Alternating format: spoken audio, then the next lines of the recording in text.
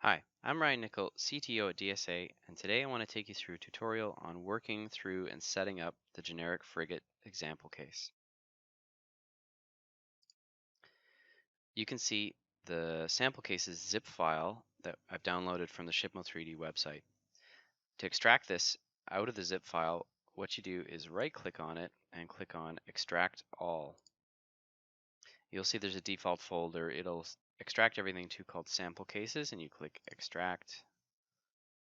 You can see there's the two folders there with both the project files in them, SO Osaka and Generic Frigate. We're going to work with the Generic Frigate cases.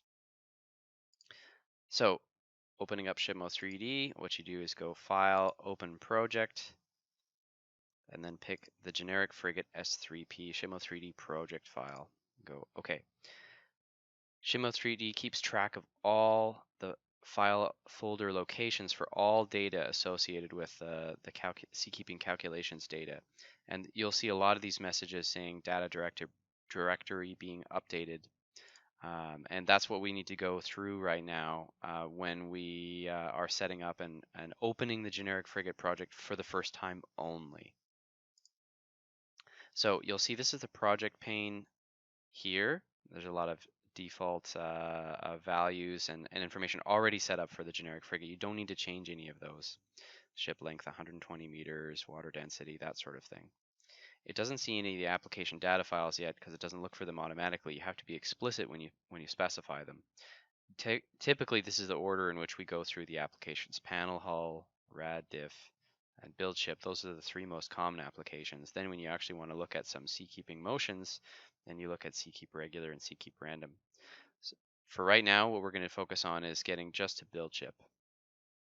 So the first thing we want to do is go File, Add Existing Data, and then Panel Hull.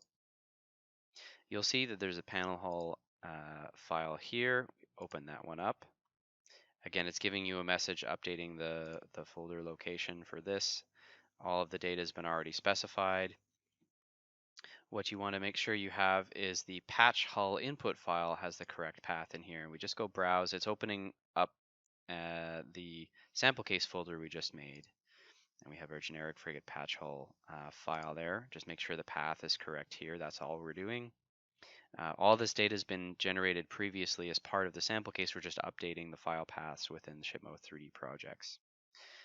Leave everything the same, go save, and then run. It's generating the panel hull mesh for the hydrodynamics calculations. There's a couple of warnings that come up for normal vector directions, but those don't affect the calculations in this case. So just go plot panel hull, and then you'll see what it looks like here. There's the generic frigate hull, including the dry hull. You can get an idea of the panel sizes by clicking on Show the Outlines. You get an idea of what the mesh looks like there. So we're all done with panel hull for now. And the next application we want to add, you can see the path is showing up there. We want to add rad diff. So go add existing data. Again, this has already been set up. We're just making sure that the paths to the files are set correctly. So we add the rad diff information to the project, and you can see we open up in a tab here. Again, the read-only information on the ship properties is always at the top of each application. The wet panel hull input file, we need to put in the file that was just calculated by panel hull moments ago. So here it is, generic frigate wet panel hull. Go open. It's going to use that panel hull that we just made for the radiation and diffraction calculations. There's already some numbers set up for frequencies to look at for the radiation and diffraction calculations. We're just going to leave all of those. We'll come back to this in another tutorial to look at this in more detail. And we're going to do the diffraction calculations as well.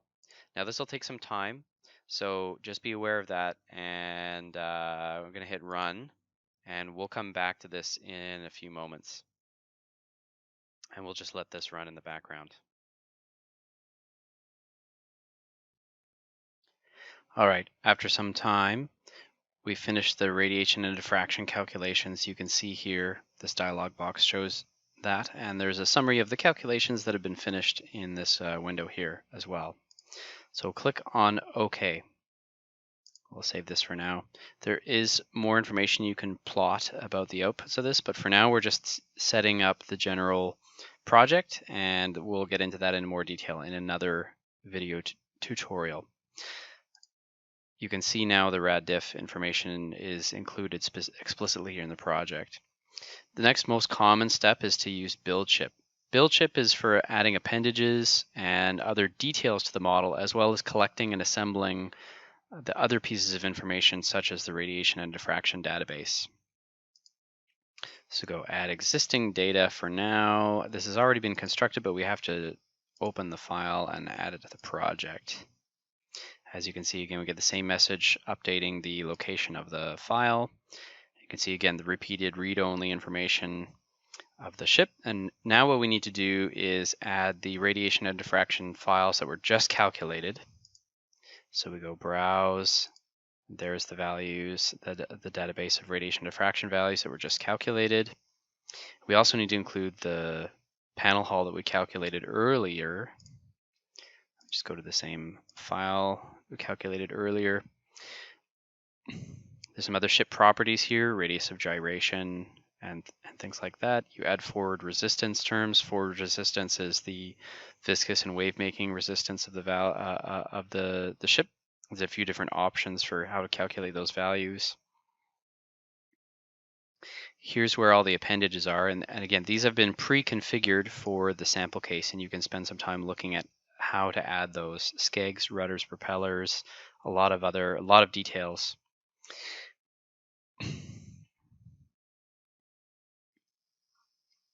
Finally, after we've got those two databases added, go save, run to create buildship model.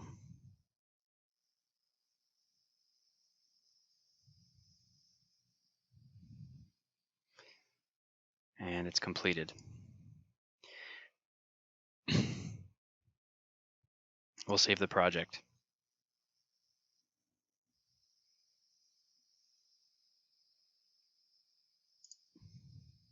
If you click on plot ship, you'll see a 3D view of the ship with the appendages as well. This is different than the polygon mesh that we saw previously alone, but you can show the panel outlines as well. If we zoom in,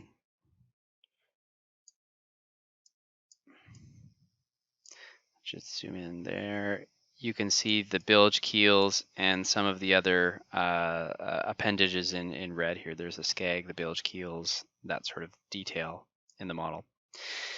And that's it for setting up the actual ship model itself. The next video tutorial will look at seakeeping motion analysis with some of the other applications within ShipMo 3D. Thanks for watching.